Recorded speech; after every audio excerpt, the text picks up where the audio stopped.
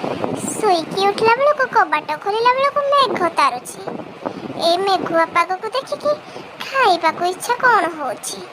ଥଣ୍ଡା ପାଗରେ ତ କିଛି ପୁଣି ଗରମ ଗରମ ଖାଇବା ହବ। ହଁ ମ ଚାଲ ମୋ ପାଇଁ କ'ଣ ଏକା କରିବି।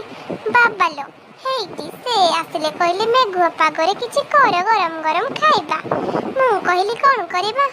ସେ କହିଲେ ପକୁଡ଼ିଟେ ହେଇଯାଉ, ପକୁଡ଼ି ସହିତ ପାମ୍ପଡ଼ଟେ ହେଇଯାଉ। ମୁଁ କହିଲି ହଉ ଦେଖିବା।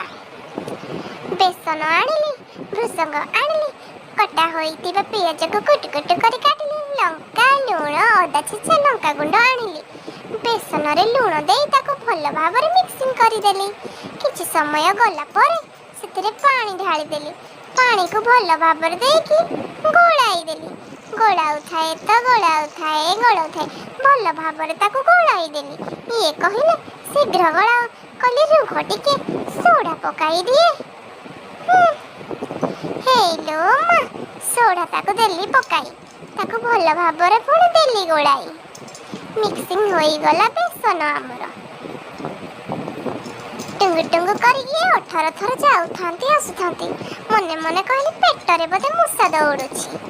ଠିକ୍ ଏତିକି ବେଳେ କଟା ହୋଇ ରଖାଯାଇଥିବା ପିଆଜ, ଲଙ୍କା, ଭୃସଙ୍ଗ, ଲଙ୍କା ଗୁଣ୍ଡକୁ ଭଲ ଭାବରେ ଗୋଳାଇ ଦେଲି। ଗ୍ୟାସ୍ ଅନ୍ କରି ସେଥିରେ କଡ଼ାଇ ବସାଇଲି। କଡ଼ାଇରେ ଭଲ ଭାବରେ ତେଲ ଦେଲି।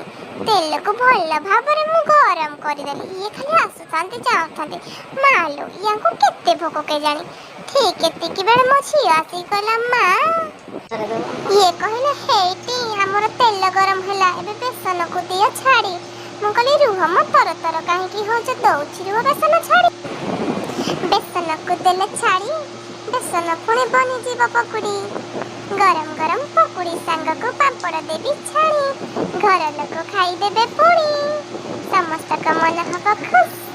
ହେଇଟି ପୁଣି ପକୁଡ଼ିକୁ ନଉଟେଇ ଦେଲି ଏପଟ ସେପଟ କରି। ପକୁଡ଼ି ଯେତେବେଳେ ଏପଟ ସେପଟ କଲି ପେଟ ଭୋକରେ ଯାଉଥାଏ ଜଳି। ଏମିତି ଏପଟ ସେପଟ କରୁ କରୁ ମା ଆସିକି ପଚାରିଲେ ତୋର ହେଲା କି ପକୁଡ଼ି ରେଡ଼ି? କହିଲି ମା ଆଉ କିଛି ସମୟ ରହିଯାଅ, ଝିଅକୁ ଟିକେ ଧରିକି ବାହାର ଆଡ଼େ ବୁଲି ଆସ। ମା କହିଲେ ହଉ ମୁଁ ଯାଉଛି। ପକୁଡ଼ି ମୋର ସିଝି ଆସିଲାଣି ଲାଲ ଲାଲ ହୋଇକରି। ଟିଙ୍ଗି ପକୁଡ଼ିକୁ ଛାଣିଦେବି। ଏଇଖୁଣି ଫାଷ୍ଟ ମୁଁ ଆଗ ଯାଇକି ଦିଥର ଖାଇବି।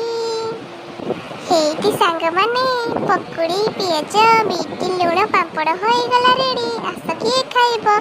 ହେଇଛି ଲୋ ମା, ଇଏ ଆସି କରିକି ଠୁସ୍ ଠୁସ୍ ଦେଲେ ଖାଇ। କ'ଣ କହୁଛନ୍ତି ଓକେ ବୋଲି?